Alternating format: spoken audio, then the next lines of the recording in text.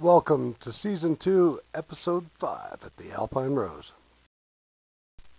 It's now October, and we're learning what it's like to spend winter in a motorhome. I'm still working remote. I have for the last 10 years, and my wife works part-time, 2 different jobs in the Denver area. She's still not living here full-time, part-time with my sister, part-time with other friends. Which I don't blame her one bit. I'm concentrating my time working on the garage and stuff that I can do inside. I set up an office in the back of the garage, but I realized pretty suddenly that I cannot heat the whole garage easily. Utilizing the wood stove, I decided to go ahead and split the garage. I built the stud wall and used 1/4-inch plywood for the wall at the 20-foot mark, leaving me a 12-foot by 24-foot room to heat. Much easier than 32 feet. My next plan was to buy a plow for the Jeep.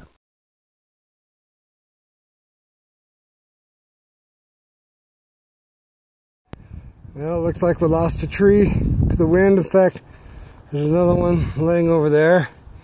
This one was probably pretty good size because it broke off right up there. Yeah, clean break. I'm just starting to realize what the county meant by 150-mile-an-hour wind load. So we've got to be prepared for that. Snap the tree right in two. One thing about Colorado in the fall, you can have all 4 seasons in the same week. So I decided to do some gold mining.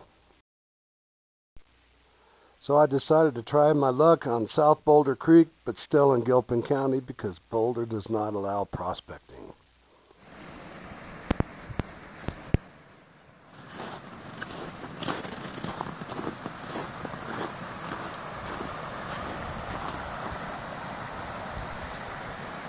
I didn't find any gold, but it's nice to get out and try.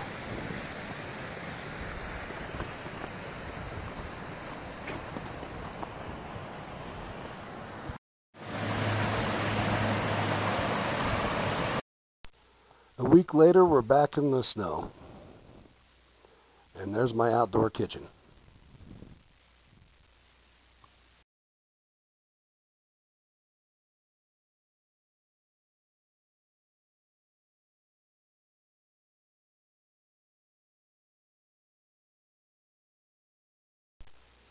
This year, Thanksgiving was presented by International House of Pancakes. It was the only thing open in Boulder.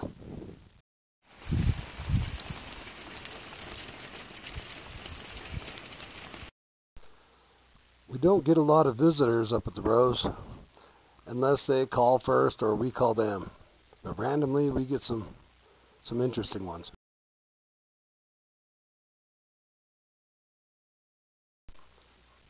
Hiking can be great as well in Colorado, especially in the winter, as long as it's not 20 below.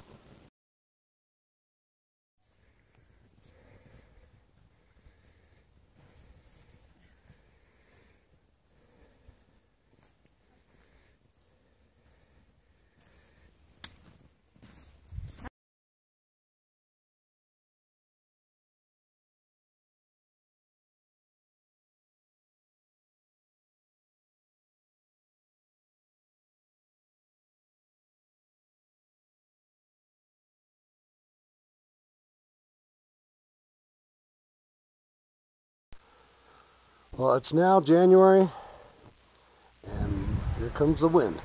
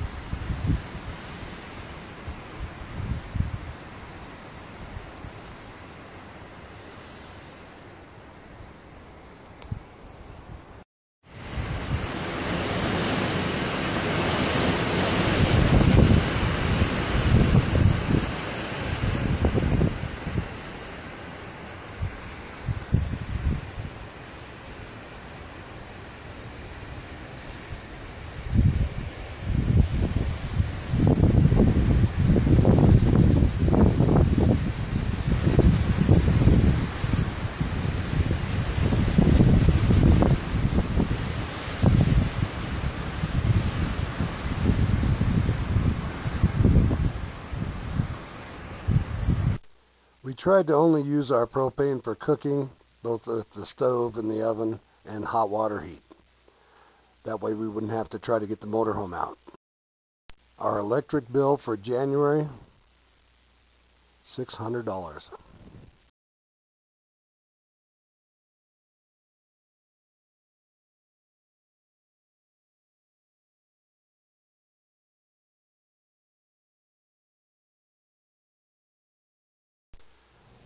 You got to be careful before you just walk outside the motorhome, because there may be one of the neighbors standing on your porch.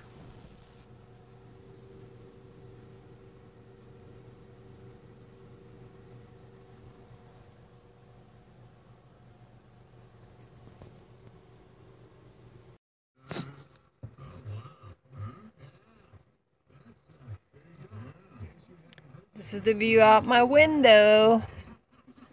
So nice to work from home.